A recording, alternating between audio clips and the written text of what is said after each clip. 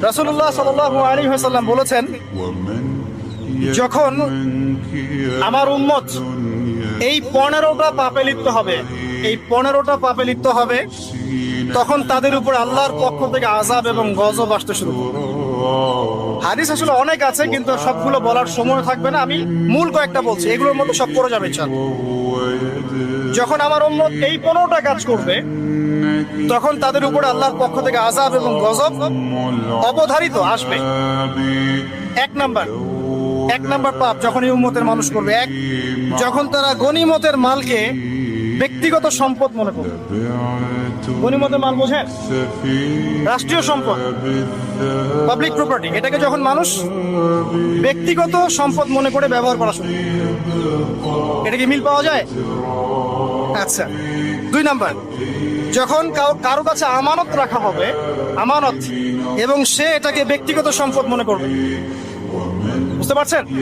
আমানত রেখেছে, এটা খেয়ানত না করাটাই কর্তব্য, কিন্তু এটাকে যখন ব্যক্তিগত সম্পদের মতো মানুষ ইউজ করবে, শেষ করে ফেলবে, নষ্ট করে ফেলবে, তখন আল্লাহর আযাব আসবে। 3, যখন মানুষ যাকাত আদায় করাটাকে জরিমানা মনে করবে, যাকাত দিতে চাইবে না, যাকাতটাকে জরিমানা মনে করবে। কি সমস্যা, কি বার্ডেন, যাকাত আবার দেওয়া লাগে কেন? আমরা তো ট্যাক্স দেই। যাকাতকে মানুষ জরিমানা মনে করবে।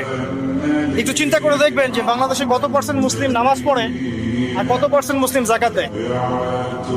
শুধু যাকাতের টাকাগুলো যদি আমরা একত্রিত করতে পারতাম, বড় বড় মেগা প্রজেক্ট করা সম্ভব ছিল। অনেক বড় বড় প্রজেক্ট করা সম্ভব ছিল অনলি যাকাতের টাকা দিয়ে। আর যাকাতের টাকা 1 বছরে শেষ হয়ে যায়, পরের বছর আবার ঘুরে আসবে। ঠিক আছে, ইসলামিক ইকোনমিক্সের বেসই হলো যাকাত। এটা নিয়ে আমরা ইনশাআল্লাহ আরেকদিন কথা বলবো।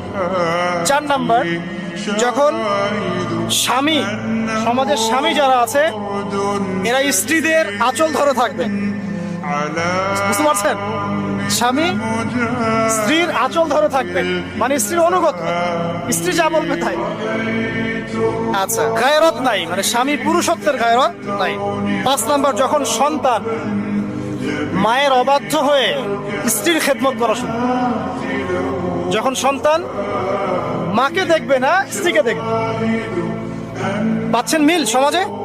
আচ্ছা। 6 নাম্বার, যখন বাবার পরিবর্তে, বাবার পরিবর্তে মানুষ বন্ধুদেরকে সম্মান করা শুরু, বাবাকে সম্মান করবে না, ফ্রেন্ড সার্কেলকে সম্মান।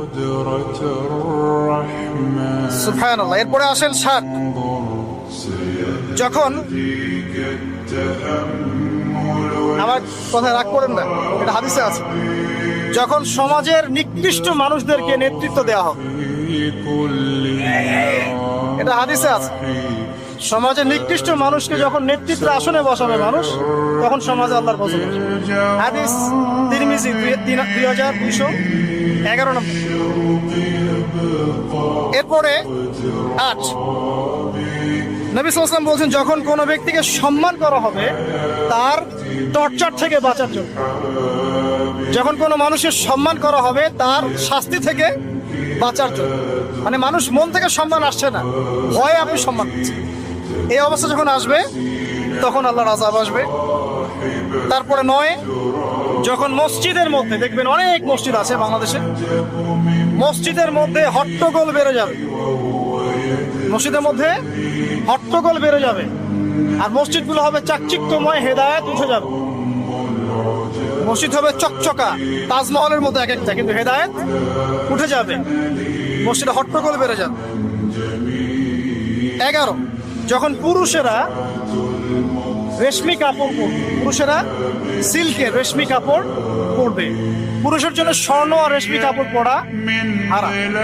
এখন পুরুষের অনেকে স্বর্ণ পরে, রেশমি কাপড় পরে, এটা মহিলাদের জন্য জায়েজ। এরপরে 12, যখন প্রকাশ্যে মদ্যপান করা হবে। মদ্যপানের মধ্যে ভাই সিগারেটও পড়ে, আপনার গাঁজা, ইয়াবা সবই পড়ে। যারা প্রশাসনে আছে, আমাদের এখানে অনেক ভাই প্রশাসনে আছে, তারা জানে যে মাদকদ্রব্য নিয়ন্ত্রণ করতে তাদেরকে কত হ্যাসেল পোহাতে হবে।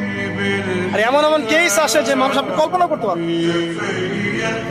আমি একবার বলেছিলাম যে এমন একটা যুগে আমরা বাস করছি যে এমন পাপ মানুষ করছে এখন যা না কোনো চোখ দেখেছে, না কোনো কান শুনেছে, না কোনো মন কল্পনা করেছে, এমন পাপ